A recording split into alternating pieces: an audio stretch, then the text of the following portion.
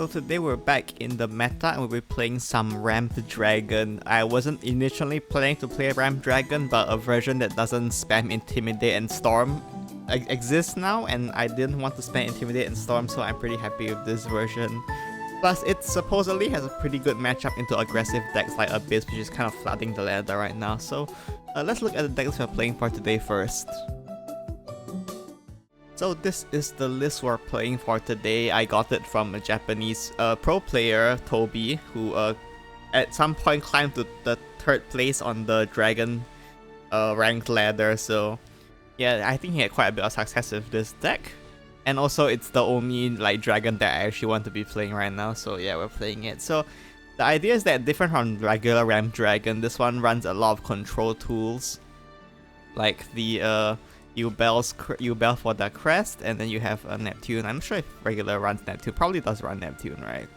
And then you run Danlophon as well, is nice, and then Dragon Newt. So and then you have all these tools to deal with early game, and also Dragonic Part-Timer. You have tools to deal with early game aggression from Abyss, and then sort of curve in the late game where you can just slowly burn them down with Burnite's crest while you heal up with Urns and Neptune's crest and stuff like that. So yeah, I guess the main feature card is Burnite here. This is like probably the best card Dragon got this set, and it's not even close. You can super evolve her to give your opponent the crest that will deal 2 damage to their leader at the start of their turn. And then once on each of their turns, when it heals, they take 1 damage. So it weakens their healing while just doing consistent chip damage. And then you can slowly chip them down that way, and then you can use a few finishers like Galamule, Zooey, Fate of the World, and Urns as your finishers after you chip them down, and Xenophon as well, although Xenophon doesn't come up too much because this doesn't have that much for Evo going for it. Yeah, this is the list we're playing for today. Let's look at some games. So our first game here is against Abyss, and we are going first. Of course, it's gonna be Abyss because that's all you run into on ladder right now if you're playing.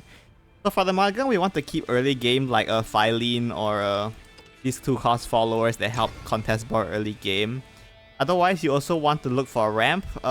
Dragon Sign and Apathetic Gaze are your main ramp cards. You don't really keep Zooey in the opening, I don't think. Between Dragon Sign and Apathetic Gaze, I think you would prioritize Dragon Sign over Apathetic Gaze. The exception is if you have Yubei and you're going first, then you probably want to keep Apathetic Gaze instead, because Yubei helps contest the board, which opens the way to safely play Apathetic Gaze next turn. Compared to if you play Dragon Sign on turn 3, you will be opening up yourself to being hit in the face by a bunch of followers usually. But unfortunately this time we didn't pick out any early game followers, which is not great for us, because we do want to start contesting board as much as we can from the start. And then goes Ghastly Soiree here, and they're gonna go ahead and play that skeleton out. We don't really want to take too much chip damage, so we'll just go ahead and use Yubei to deal with it. Not like we have anything to do this turn anyway with this hand, right? That's Rotting Zombie for my opponent, and they will coin the Ghost as well to deal with my Mega Lorca here. We're gonna ramp with Apathetic Gaze. We could use Yubei to pop the last words here, but I don't really think it's that valuable, and I think the ramp will probably serve us better at some point. There's also the option of trading Yubei here, which makes it easier to clear this thing with Galamule next turn with the Fangs of Iron Destruction. So that was definitely a consideration to make here, but in this case I traded. Fickle Necromancer for my opponent, which is very annoying, makes that board quite annoying to deal with here. So this turn, I'm genuinely not sure if you're meant to go Galamule or Yubei here. I went Yubei instead, but yeah, I just have no idea. My logic here was that Yubei cleared the most damage from the board because Yubei can clear the Fickle Necromancer plus 1 of these Rotting Zombies. So that's what I went with here.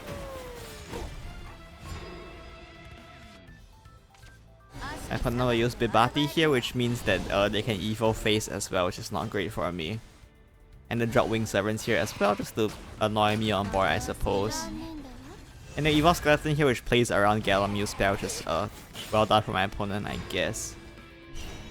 So this spot is a bit awkward, because obviously you want to go Galamule to get her crest and use the spell, but there's a chance that Galamule hits one of the bats, and that's Galamule's Effect here to deal 3 damage, hits one of the bats, which would be quite bad for me. But thankfully we pick up Lyria here off the top, which means we can quite safely answer this by going Lyria instead of Galamu. Create Lyria here to pick up the crest spell, and then we can play the spell, and then we can use the last words. Use Galamu's effect. Unfortunately, I did not hit the skeleton here. I was really hoping to hit that 50-50. So this point my opponent had other Hime, I would probably screw it, but thankfully they didn't find other Hime, so lucky for me, I guess. But they are gonna Evo Phase here and deal me a bunch of damage, which is not great. Out comes Deprived Destroyer as well, which tells you that this is going to be an Evo list, which I guess is information worth knowing. We're gonna use Neptune here. Yeah, I don't really think there's any other play besides Neptune here, so we do go Neptune here. We're gonna heal up as much as we can so we don't die, and can get rid of this skeleton as well. This is why my opponent's Sandalphon invoked, so we need to start keeping track of that, because since we are so low, it is actually relevant at what point their Sandalphon is active. Out comes Fadiel, which advances their Sandalphon by 2, so we keep track of that. And they will be able to heal up while full clearing my bar with Fadiel's effect, which is not great for me. So go ahead and get Burnite up here. We are not really threatened by anything next turn since we know Sandalphon isn't active yet. Most lists for Abyss only run 1 copy of Sandalphon, if at all. So since we saw the invoke, I'm just going off the assumption that their Sandalphon, that is their only copy of Sandalphon and it's not active yet. So just go ahead and evolve Burnite here. I have my opponent's Belial here, which unfortunately is going to be active, and they will super evolve to speed up the count as well. And they hit me here. At this point we just have to try to win the game, I guess, before we die. We're on a bit of a clock here. We can extend it with Zui, but we're still on a bit of a clock, so that's something to keep in mind. So at this point we know Sandalphon isn't active because they have only evolved 3 times and they were at turn 9, I think. They're at turn 9 next turn, which means that Sandalphon is not active yet. So this time I play Fate of the World. I'm pretty sure they don't threaten me with anything. They could theoretically coin Macmillan, or actually they can't because they don't have enough shadows, so I guess that's out of consideration. So yeah, we're fine to just play Fate of the World here just to chip them down. And also leave our board empty to deny them trade targets to heal with off Drain. Unfortunately, my opponent is playing a list that runs Ginsetsu and Yuzuki. I didn't even know people ran this now. I thought everyone cut Ginsetsu and Yuzuki, but unfortunately it actually pays off for my opponent here because they are able to heal despite me trying to deny them their trade targets for Drain. And this turn I misplay quite a bit. At this point their Sandalphon is still not active. They'll be at turn 10 next turn. Oh yeah, they'll be at turn 10 next turn. And with 3 evolves, that's 13 Super Skybound Art. Even with Bibati, they don't have it active yet. So I'm actually pretty safe here. They could go Macmillan next turn, but they don't have enough trade targets to kill us with Macmillan even if they do that. So we're actually safe to go Fate of the World here. But unfortunately, I did not do that. I got scared and I went for a more defensive play here with Neptune instead. Which ends up making the game much harder to win, I think. So just keep in mind that if I had went Fate of the World here, they would be at 2 lower and I would have Lightning Strike, or rather Slough of the Crest Petal in my hand right now. Someone drops another Ginsetsu and Yuzuki. I'm pretty sure at most they only run 2 if they're running Ginsetsu and Yuzuki, so I think at this point they should be out is my guess. So here I'm forced to go Zui here, nothing too crazy because we have Belial's active next turn, so if we don't want to die we have to go Zui here. Unfortunately this means that, we are we can lose to any Drain at this point. If I had played Fate of the World instead, they would be at 5 instead, which means that the only way to survive for them next turn would be exactly Fadiel to Drain with 2 bats against my Zui. Unfortunately for us, because we didn't do that, right now any Drain at all would save them. So if there's that. Fortunately for me, they didn't end up having Drain, so they went with Macmillan here to set a bunch of wards to protect them from dying. Which is good because that means that we are able to barely squeeze out a lethal here. With the Galamu here, we can use the Fangs here, which we were saving for this specific use case of Macmillan, and then we can finish them off with Burnite's Crest. So that's it for this game.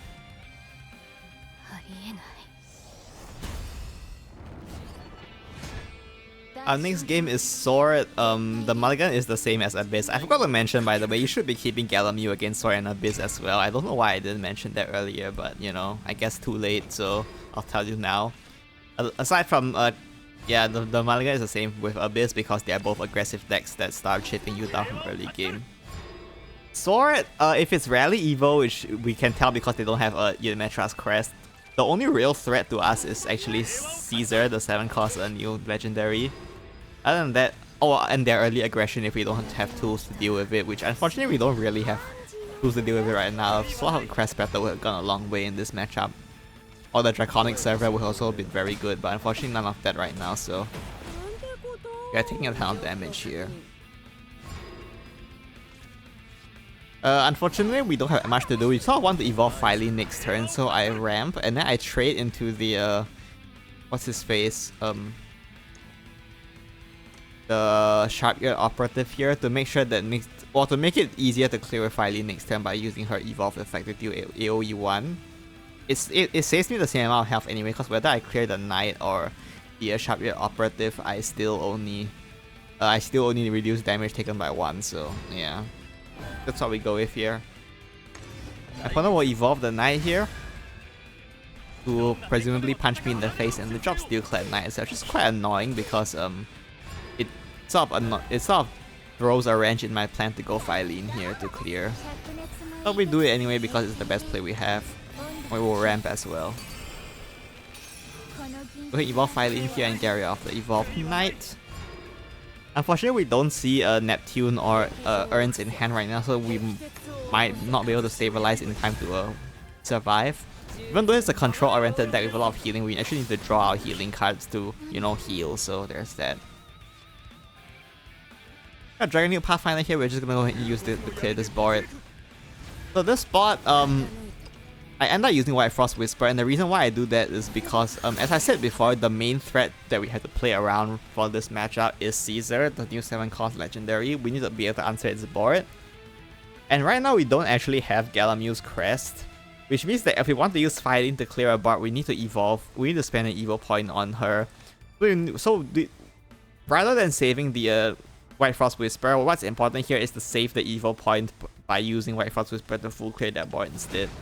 So this way, we can save the evo point for if they go for when we need to clear Caesar's board. Here they do go for Caesar here, and they will super evolve the Steel-Clad Knight. This actually plays around Burnite by reducing damage taken by them by 1, which is slightly annoying, but you know. If we go Burnite here, we're not threatened by anything. The most they can do is play Odin, which will just barely not kill me. So yeah, we go ahead and super evolve Burnite here. I'm gonna use Gildara to clear this board,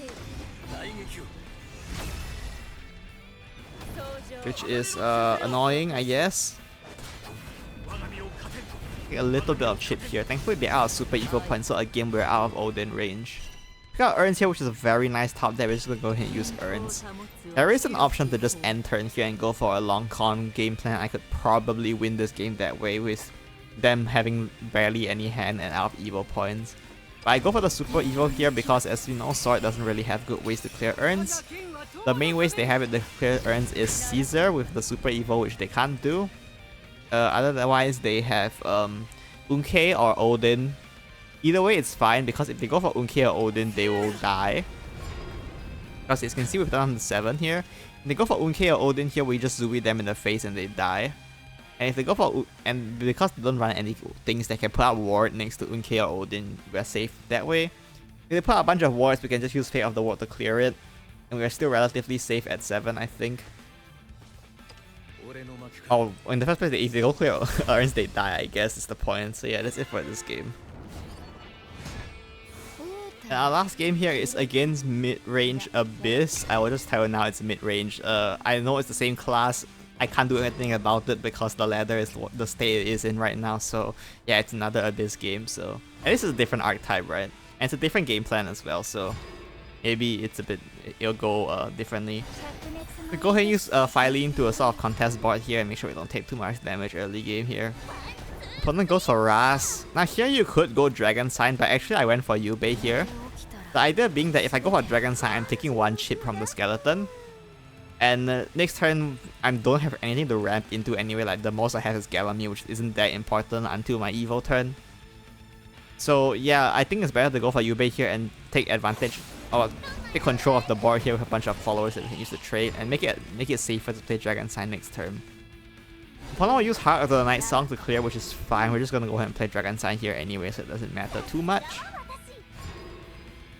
We're able to safely ramp here. And in classic Abyss fashion, my opponent will drop the Fickle Necromancer here. Gonna take some damage here. A bit annoying, very annoying board to clear as well. But we're gonna go ahead and get our Yubei Crest active here. We toss Galamir here, the reason being that we are about to spend our Mega Lorca this turn clearing that board, which means that if we don't keep this Yubei, we have no way to generate it again. Having a consistent source of Mega Lorcas is just quite nice, so...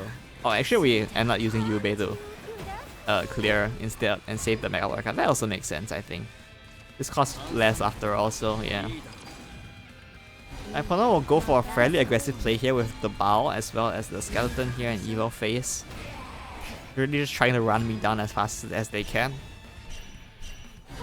We're gonna go ahead and enhance Galamir here to clear their board. Let's try not to die, I guess. That's how I have feeling from my opponent. At least it's not other Hime, so it's like fairly weak, which is good for me, I guess. I mean, I probably could have answered other Hime with like Majestic Orca and like Dragon Pathfinder and stuff like that, but you know, it would have been a bit more annoying, so I guess it's good that they have other Hime here. Buys me a bit of a turn. We can go ahead and use Dragon Pathfinder here just to clear this board. And the Mega Lorca will like recycle itself, so they can just use that as well.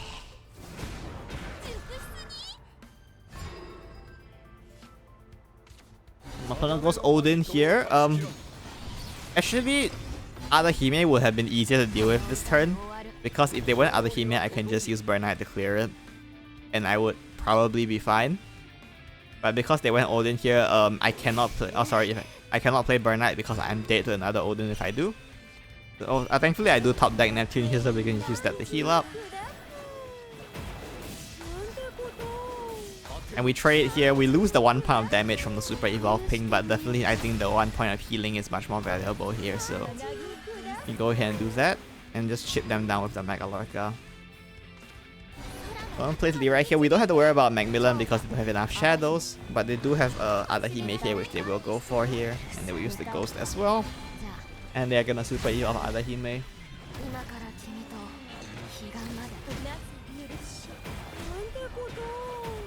And they will choose the Go Face here, probably looking to finish me with Macmillan next time with like Macmillan plus a Ghost is my guess. They did just play Lyria, so there's a decent chance they have Macmillan in hand right now, so we keep that in mind here. So because of that, we actually can't go Galamir here, because if we go Galamir, we are dead to Macmillan. Even with the Mega Lorca healing, because Macmillan, if I go, I'll just cut short and tell you I've tested it out. If I go for the Galamir here, at the end of it, I will have full cleared their board and my Galamir will be sitting at 6 defense. Which means that they can still kill Macmillan, because if they play Macmillan, they will summon 3 zombies, that's 3 damage, and then they can trade 2 of them for another 2 damage. And then Ghost will get buffed by Macmillan, and then Macmillan will ping me 1 and hit me for a total of 8 damage, which means that I will die if I go Galamir here. So I am basically forced to go Zui here. Actually, I should use this function. They added this function, I might as well use it, right? So what I ended up doing here was going Zui here. And I evolved the Zui. And then I just went full face here. So when I was playing, I actually ended turn here, but this is actually quite... it's actually not great. The safe play here is to go for Fangs of Ardent Destruction here. So the reason being that is that by doing this, we open them up to healing a maximum of like around 8 health. No, yeah, around it opens them up to healing about 8 health with something like Wing Servants plus Nehan. Nehan will ping them for 2, which means that a total of like 10 minus 2, which is 8. And then I guess you can minus 1 from well, we don't have Burnite's crest. Yeah, we can heal 8 here, which is not great for my chance of winning next turn. Because next time I have Galamir Super Evil, which means I have 8 damage, but if they heal 8, they will be out of range at 14. So if I play Fangs of Ardent Destruction twice here, The maximum they can heal now is like something like Nehan plus 1 bat, which is a total of 7 minus 2, which is 5. And if they heal 5, they're at 9. Again, I'm still not at, I still don't have lethal here, even if they did that, but at least I will have more top deck options. If I didn't do this, my only top deck option would be to top deck another Zooey and stall for another turn. Meanwhile, if I create my own Mega Lorcas here, I deny them trade targets, which allows me to which allows them to only heal a maximum of 5, which puts them at 8, which means that in addition to Zooey, we can also get lethal if we top deck Sloth of the Crest Battle, so we just get more options if we clear.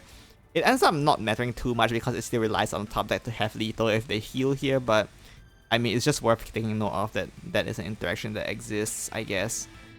So yeah, I would say that it's better to just play 2, and it's important to keep 1 copy of Fangs because we need to clear a Macmillan's board in case they go for that. So yeah, that's what I end up doing, but we can, I guess we can go back to the replay so you can see I end up just doing this here. I can probably skip forward. Skip this turn. Yeah, I end up just ending turn here instead of playing the Fangs, which is a big misplay here. Well, not big, but like a fairly decent misplay here. My opponent ends up misplaying here. They played Macmillan for some reason before they played the bat. If they played the bat first, they can activate Macmillan's Fanfare with Necromancy. So, misplay from my opponent here. It does not really matter though because we were keeping Fangs to clear Macmillan's wards with Galamuse. So, yeah, ends up being the case that we just win here because my opponent didn't have healing. So those are all the games I have for you today. Hopefully it gave you some idea of how this deck works and its strengths. I think this deck is actually pretty good. Like, I had a pretty solid amount of success while playing it on the ladder and trying to record the games for this video. I managed to reclimb back to Diamond, and I have been maintaining Diamond since then, even while running into like tons of Abyss players. Of course, you can still get run over by Abyss just because like the deck just has that much power right now, but I think this deck gives you like a decent number of tools to help answer them, like Galamuse Crest, Ube's Crest, Neptune's Crest especially, and powerful healing like Urns, and Burnite to chip them down and reduce their healing effects, and Zooey to stall surprisingly. So yeah, I would say that this is pretty nice. I don't know if it's the best matchup against Abyss, but you know, it's pretty decent matchup. So yeah, I mean, yeah, it's pretty fun deck. So if you're looking to play Dragon, now that they're attacking against Intimidate with stuff like Odin, maybe this version might perform better for you. It is much harder to play though. Like, you can see like in all the games I showed you, I misplayed almost all of them. So yeah, it definitely requires some brain power and getting used to, but once you get good at this playing this deck, I think you can do like a decently well with it. So yeah, this is the list of playing. Again, it's from Toby, a Japanese pro player who also streams. I will link their channel in the description so you can check that out if you want. So that's it for today. See you next time. Bye bye.